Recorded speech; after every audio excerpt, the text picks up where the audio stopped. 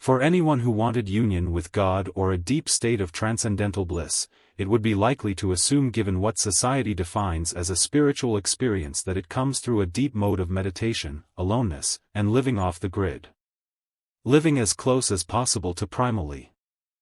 Like Daniel LaRusso, we are in for a big surprise when God, the greatest teacher of all, makes us attend to boring grunt work.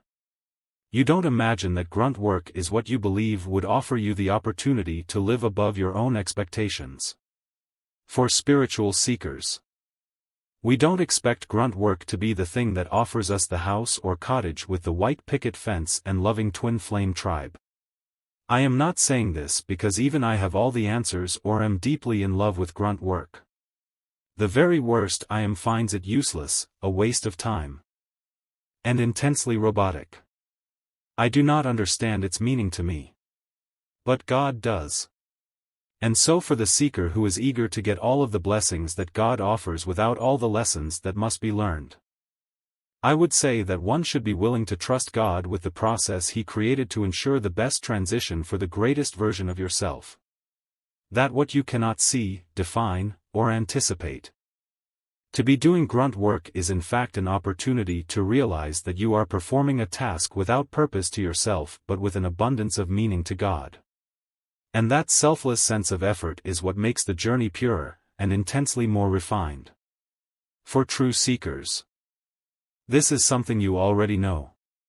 And in the dark night of the soul, I had to admit for a time, eating, sleeping, showering, and doing laundry was all a matter of grunt work. I am not out of the dark night myself now anyway. But I cannot deny that the journey has gotten sweeter and sweeter. It has refined my palate and sensibility towards suffering. Grunt work may not be enjoyable and what we as seekers were so adamant to run from in the first place, but what I can say is the grunt work, especially grunt work you would consider useless, never loses any value in God's eyes. Every horrible second of it is more immeasurable to God than the most rarest or refined gold. Because He loves you. And what He allows you tolerate is in fact the foundation of life-changing greatness.